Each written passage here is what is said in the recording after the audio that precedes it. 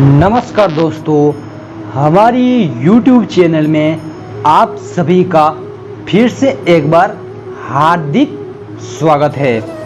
दोस्तों, आज के हम इस वीडियो में बात करेंगे भगवान शिव के परम भक्त की एक कथा के बारे में।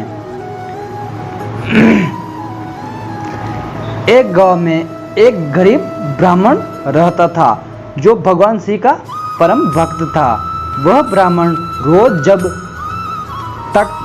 जब तक ब्रह्म मुहूर्त में उठकर नित्य कर्मों से निवृत्त होने के पश्चात भगवान शंकर का पूजन नहीं कर लेता, तब तक उसे चैन नहीं पड़ता था। पूजा से जो कुछ भी दान दक्षिणा में मिलता था, उसी से वह ब्राह्मण अपना गुजारा करता था। इतना ही नहीं, वो ब्राह्मण दयालु भी था। जब भी कोई जरूरतमंद मिल जाता, अपनी क्षमता के अनुसार उसकी सेवा करता था। इस कारण शिव के परम भक्त ब्राह्मण गरीबी का जीवन व्यतीत कर रहे थे।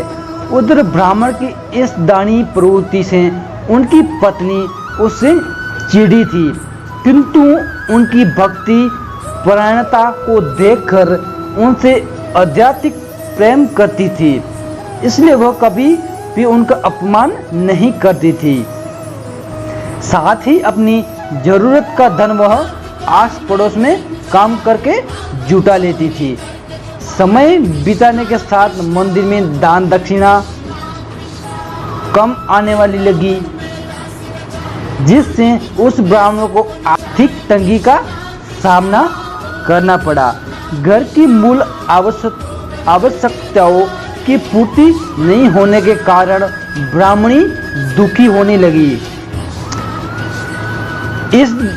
इसी तरह इन दोनों का दिन बीतने लगे। एक दिन महाशिवरात्रि का दिन आया। उस दिन भी ब्राह्मण हमेशा की तरह ब्रह्म मुहूर्त में उठकर नित्य कर्मों से निवृत्त होने के लिए नदी की ओर चल दिए। सौभाग्यवश उसी समय उस रास्ते से माता पार्वती और शिवजी कहीं जा रहे थे। तभी अचानक से माता पार्वती की नजर ब्राह्मण पर पड़ी। आज ब्राह्मण महाशिवरात्रि को लेकर उतने उत्साहित नहीं थे जितने कि अक्सर हुआ करते थे। उसकी उदासी को देखकर पार्वती जी सब कुछ समझ गई और शिवजी से बोली, हे स्वामी, यह ब्राह्मण प्रतिदिन आपकी उपासना करता है, फिर भी आपको इसकी कोई चिंता नहीं है। माता पार्वती की बात सुनकर शिवजी मुस्कुराए और बोले, देवी, अपने भक्तों की चिंता में नहीं करूँगा तो किसकी करूँगा। जिस पर माता ने शिवजी से कहा, पर स्वामी, आपने अब तक उसकी सहायता क्यों नहीं की। यह सुनकर भगवान शिव ने कहा, हे देवी, आप निश्चित रहिए, अब तक उसने जितने ही बिलपत्र शिवलिंग पर चढ़ाए हैं, वही बिलपत्र आज रात्रि में उसे धनवान बना देगा। इसके बाद पार्वती जी और शिव जी वहाँ से आगे बढ़ गए, किंतु संयोग से उसी समय उस राह से एक व्यापारी गुजर रहा था। उसने छुपकर शिव पार्वती की सारी बातें सुन ली। उसके बाद उसने सोचा कि अगर बिलपत्र से ब्राह्मण धनवान हो सकता है तो फिर मैं क्यों नहीं।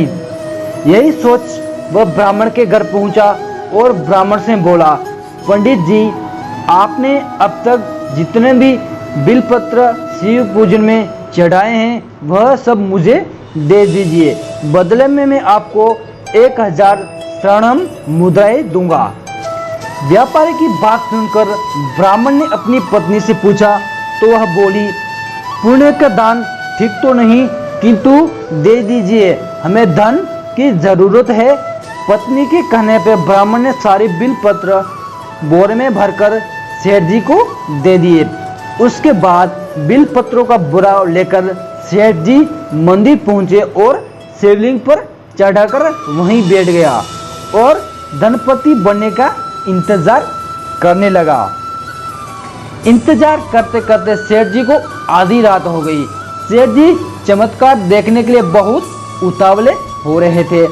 आखिर तीसरा वह गुजरने के बाद सेठ जी ने सब्र का बांध टूट गया और क्रोध में आकर सेठ जी शिवलिंग को झकझोरने लगे।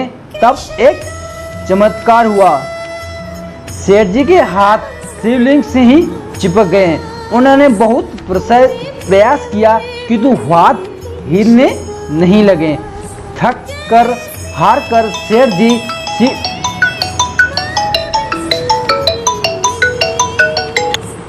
किंतु हाथ हिलने तक नहीं हुए।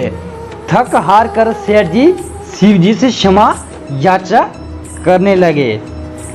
तब भगवान शिव ने सेठ से कहा, लोभी सेठ, जिस ब्राह्मण से तूने ये बिली पत्र खरीदे हैं उसे 1000 स्वर्ण मुद्रा जाकर दे आओ, तभी तेरे हाथ खुलेंगे। प्रातः काल जब ब्राह्मण पूजन के लिए आए तो देखा कि सेठ का हाथ शिवलिंग से चिपका हुआ है और वो रो रहा है। उन्होंने पूछा तो सेठ बोला, पंडित जी शीघ्रता से मेरे बेटे को 1000 स्वर्ण मुद्राएं लेकर मंदिर आने को कहिए। ब्राह्मण ने सेठ को बेटे को बुलाया और सेठ ने वह स्वर्ण मुद्राएं ब्राह्मण को दे दिया, जिसके बाद वह मुक्त हो गए। अब पार्वती जी शिव जी से पूछती है कि हे नाथ, आपने अब तक अपने भक्तों को कोई धन नहीं दिया। शिव जी बोले, देवी मेरे पास कहाँ धन है जो दूंगा, किंतु मेरा भक्त अब गरीब नहीं है।